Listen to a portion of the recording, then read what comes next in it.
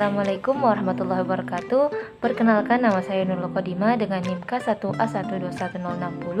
Di sini saya akan menjelaskan terkait dengan isu genom perna, mulai dari segi morfologi, habitat dan penyebaran, adaptasi, reproduksi, manfaat, dari segi ekonomi ataupun ekologi, dan nilai gizi.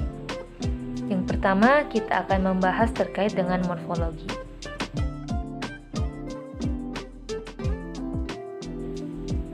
Bentuk cangkang pada dasarnya membundar dan pipih, namun kadang dijumpai bentuk-bentuk cangkang yang mengalami deformasi menurut kondisi permukaan, baik itu batu ataupun karang tempat mereka menempel. Cangkang kiri akan tampak lebih besar dan lebih cekung dibanding dengan cangkang kanan.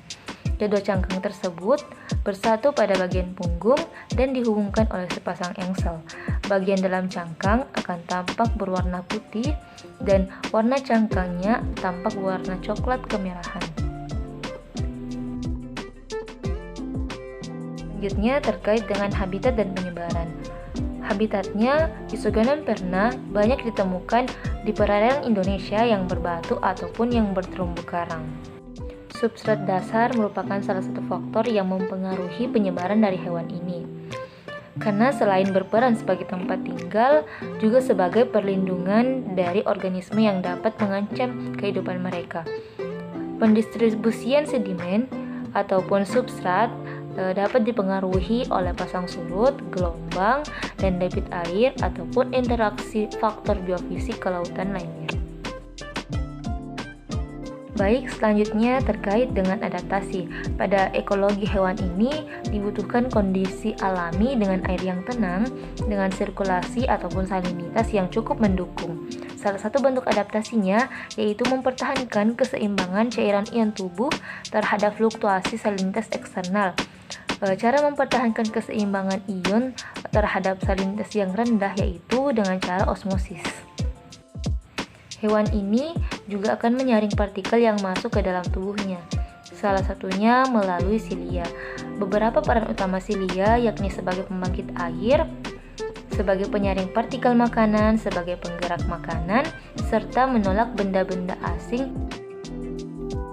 Baik, di sini saya akan menjelaskan terkait reproduksi atau perkembangbiakan dari Isogenon perna. Sel telur yang telah matang akan dikeluarkan oleh ovarium, kemudian masuk ke dalam ruangan suprabranial. Di sini akan terjadi pembuahan oleh sel sperma yang dikeluarkan oleh hewan jantan. Kemudian telur yang telah dibuahi akan berkembang menjadi larva glohidium. Selanjutnya larva akan keluar dari induknya dan menempel pada ikan sebagai parasit, lalu akan menjadi kista. Setelah beberapa hari, kista tadi akan membuka dan keluarlah moluska muda. Akhirnya, hewan tersebut akan bebas hidup di alam. Baik, selanjutnya terkait dengan manfaat ekonomi. Manfaat ekonomi seperti yang kita ketahui, pada umumnya kelompok kerang-kerangan atau bivalvia ini sering digunakan oleh masyarakat, baik itu dijual ataupun dikonsumsi secara pribadi. Untuk manfaat ekologinya sendiri, secara ekologis dikategorikan sebagai biota penting pembentuk ekosistem dan menjadi salah satu hewan indikator terhadap kualitas perairan. Selanjutnya terkait dengan nilai gizi.